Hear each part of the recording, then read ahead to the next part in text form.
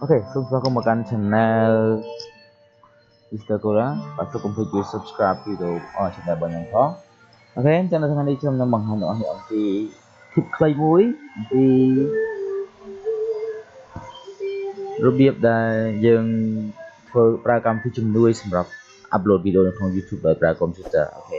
ហើយជាទូទៅនៅពេលដែលយើង upload គឺយើងត្រូវការសរសេរឲ្យមានទេឧទាហរណ៍មួយនឹងការខ្ញុំ upload video នេះមួយអូខេខ្ញុំ upload នេះមួយអូខេអបមកថា upload video នឹងមួយបងប្អូនមើលអស់គ្នាអញ្ចឹងនៅកន្លែងនេះគឺខ្ញុំមានកន្លែងនេះមួយបងប្អូនឃើញ keyword inspector template អីផ្សេងអូខេអញ្ចឹងកម្មវិធីនេះគឺជាកម្មវិធីអីគេបើសិនជាបងប្អូនអត់ប្រើកម្មវិធីនេះទេបងប្អូនអត់មានអានឹងទេអញ្ចឹងអានេះគឺតាក់ទងជាមួយនឹងអ្វីជាបងពេលមុន scroll down បងប្អូននឹងឃើញ keyword មួយចំនួនយើងអាចយកពីគេបានបាទឧទាហរណ៍ថានេះគឺខ្ញុំដាក់ចំណងជើងថា YouTube make money អូខេដាក់អញ្ចឹងហើយនៅពេលខ្ញុំ scroll down បើចាំវាអានេះវានឹង load អានឹងឲ្យមួយអូខេកម្មវិធីនេះគឺជាកម្មវិធីបងប្អូននៅពេលដែលខ្ញុំចង់ប្រើ tag គឺខ្ញុំអត់ចង់ធ្វើ tag អីដែលយើងបង្កើតខ្លួនឯងទេគឺវាមាន tag ដែលយើងអាច inspect បានគឺយើងធ្វើគាត់ទៅលើ keyword inspector នេះមកហើយបងប្អូនចង់ដាក់ keyword អីខ្ញុំដាក់ថា YouTube make money យើងចង់បាន keyword ហ្នឹងហើយយើងទៀត search អូខេអញ្ចឹងយើងអាចនឹងយក keyword នេះបានអញ្ចឹងយើងចុចលើវានឹងមកដើម្បី add ចូលហើយវាមាន CPU ស្រាប់នៅទៀតបងប្អូនឃើញ CPU នៃ text ហ្នឹងបាទអញ្ចឹងមានថា text ហ្នឹងគឺជា text ដែលមិនបង្កើតខ្លួនឯងទេគឺជា text ដែលមាន CPU ខ្ពស់នៅក្នុង YouTube ទាំងអស់ឧទាហរណ៍ខ្ញុំចង់បានថា add mob ខ្ញុំវាយតែពាក្យ add mob ហ្នឹងមកអូខេបាទអញ្ចឹងគឺមាន add mob earning Google add mob adsense អញ្ចឹងពេលចុចមកអញ្ចឹងវាមាន CPU ខ្ពស់តាមនឹងនៅខែម៉ាន CPU នេះឡើងមិនអូខេអញ្ចឹងនៅពេលចុចអានេះទៅចុច error ហ្នឹងទៅអូខេម្ដងទៀតអូខេហើយវាយមកadd mob អូខេ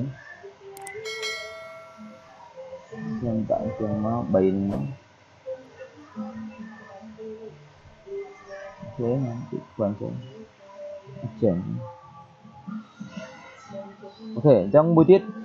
ពេលធំណាស់វាចេញតែដឹងមិនដឹងអានឹងវាអត់ឲ្យចេញប៉ុន្តែពេលបងប្អូនដាក់ផាយចេញផាយសាញ់ថតផងឲ្យផងហើយកុំតែនឹង error ដែរអូខេអីទេចឹងមួយទៀតនៅពេលបងប្អូនសរសេរ keyword នៅក្នុងនេះគឺវានឹងចេញ automatic ស្រាប់ឧទាហរណ៍ថាខ្ញុំសរសេរថា add មកបាទបងប្អូនឃើញក្នុងក្រុមយើងក៏ចុចលើនឹងមកវា add ខ្លួនឯងហើយវាចេញ CPU ស្រាប់បើបងប្អូនឃើញ 53.3 នេះគឺជាប្រភេទ CPU បាទគឺ overall របស់វាគឺ53.3 view 0.3 CPU អញ្ចឹងនៅពេលខ្ញុំថាដាក់ YouTube ចេញទៅពេល YouTube money បែបនេះបើវានឹងចេញដូចដែរអូខេបងប្អូនឃើញអញ្ចឹងកម្មវិធីហ្នឹងគឺដូចជា YouTube ដែរដល់ពេលយើងមើលក្នុង YouTube គេផ្សេងយើងចង់បាន check ទៅគេផ្សេងយើងអាច copy បានឧទាហរណ៍តែខ្ញុំចង់បានcheck ពី video នេះចឹងeveryday អូខេមួយនេះចា So you want to know អូខេអញ្ចឹងដល់ពេលដែលខ្ញុំចង់បាន check ពីគេបងប្អូនចូល scroll down មកបងប្អូននឹងឃើញគឺខាងគេនេះដូចជាបងឃើញគឺបែបនេះឯងវានឹងមានគេយើងអាច copy អា text នឹងទៅដាក់លើរបស់យើងក៏បានដែរហើយមាន channel check អីដែលចេញមកលើនឹងស្រាប់ហើយមាន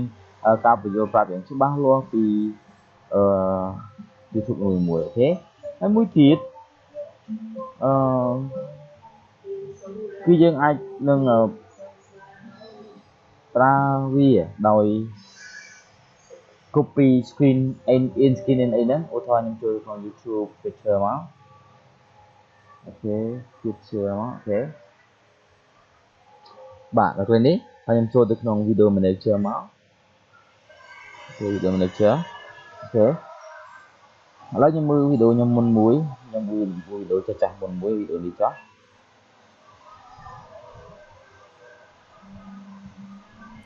ok nó phải nhóm bơ trong video nhóm và ở bên khơi là cái nàyคือ main end screen បាទមាន រូបខ្ញុំដើម្បីរូបស្នេហ៍របស់ខ្ញុំចុចទៅគេ subscribe នៅលើនេះបានអញ្ចឹងទូទៅគឺយើងត្រូវធ្វើនឹងមួយវីដេអូមួយរហូតប៉ុន្តែបើសិនតែយើងមានកម្មវិធីហ្នឹងបើឃើញរូបនឹងនៅនេះហើយយើងអាចនឹង copy end screen បានវីដេអូខ្ញុំមិនអត់មាន end screen ទេ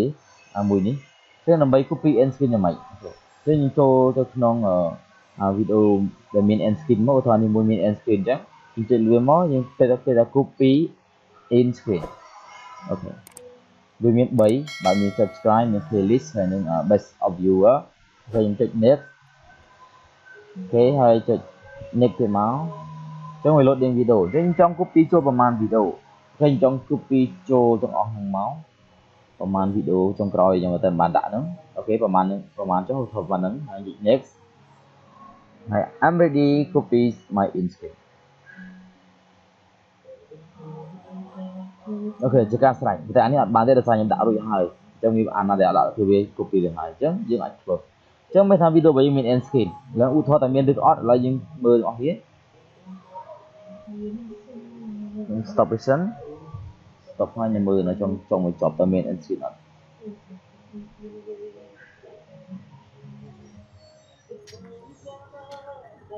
អូខេបងប្អូនឃើញ please អត់ទៅចេញមើលទៅវាអាចនឹងចំណាយពេលប្រហែលជា5នាទីអីដើម្បីចេញអញ្ចឹងវាងាយស្រួលក្នុងការដែលយើងupload វីដេអូរបស់យើងចូលទៅក្នុង YouTube ហើយងាយស្រួលក្នុងការដែលយើងវាយ keyword អញ្ចឹងយើងអាច download កម្មវិធីនឹងបានយ៉ាងណាអូខេបងប្អូនអាចចូលក្នុង YouTube ហើយបងប្អូនចូលក្នុង app សម្រាប់ Google Chrome ហើយបងប្អូនចូលក្នុង Web Store ហើយបងប្អូនវាយពាក្យ search នេះមកវាយពាក្យថា VIDIQ enter បាទនៅនេះគឺ VIDIQ Vision for YouTube បាទគឺរូបនេះគឺណាហើយបងប្អូនចុចបើអត់មានបើស្វែងហើយបើសិនមានទេបងប្អូនអាចចុចដូចពាក្យនេះគឺ add to Chrome ហើយទៅហើយ follow តាមវាទៅបាទវានឹងចេញមួយ website ហើយនៅពេលដែលយើងមើលវីដេអូគេហើយយើងអាច design ហើយយើងជាជំនួយយ៉ាងល្អក្នុងការនៅពេលយើង upload វីដេអូចូលក្នុងផងដែរបាទអរគុណច្រើនបាទសង្ឃឹមថាវាជាជំនួយល្អសម្រាប់បងប្អូនដែរបាទអរគុណច្រើនបាទជម្រាបលា